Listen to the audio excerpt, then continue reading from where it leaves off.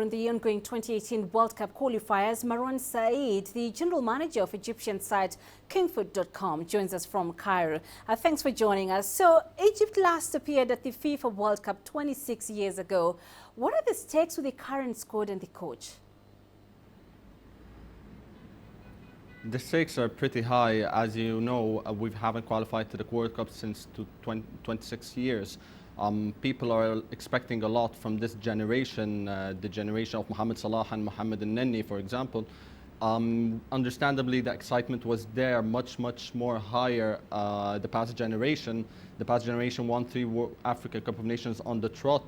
A lot of mixed feelings coming from the Egyptian public regarding the preparations of the Egyptian national team.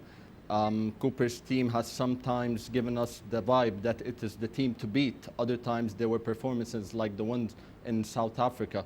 I'm pretty sure this Egyptian national team has not unlocked even half of its potential, and if it does, qualifying to Russia 2018 will be a piece of cake. And Marwan, Nigeria have missed out on African Cup of Nations in Gabon next year. Are they in a position to compensate for this loss by focusing on Russia 2018? Nigeria have been very unfortunate with what's happening behind the scenes recently. They've had their situation with Sunday Oliseh. They've had the ongoing rift between President Pinnick Amaju and Mr. Giwa. In addition, in the qualifiers of the Africa Cup of Nations, Chad forfeited the group, so they were not even given the chance to qualify as second best placed team. Regardless of all that, you've seen how the Young Eagles did at the Olympics. So what I think they should do is that they could inject those young players, young blood, into the senior team and focus on the World Cup 2018.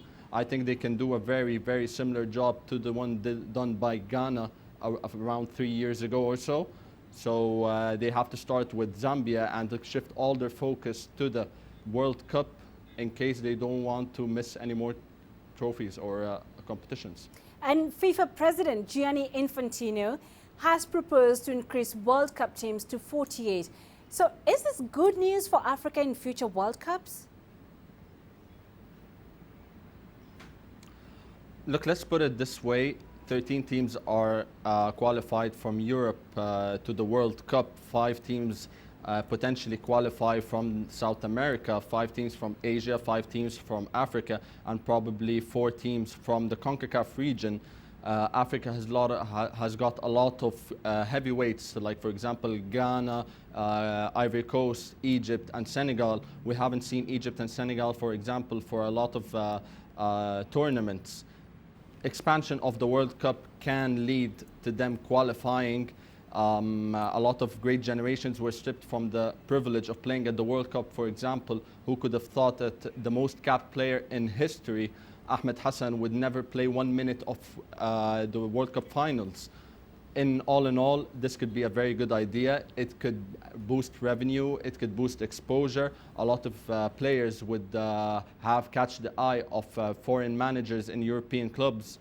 But my only issue or concern is what if it lowers the standard of African football? Now that it's easier to qualify to the World Cup, what will the mentality of the players be? They won't have to fight as hard to reach the World Cup. But all in all, I think this is a good idea for countries that have missed the World Cup for a long time. All right, so Marwan Saeed, live for us there in Cairo. Thanks very much for joining us.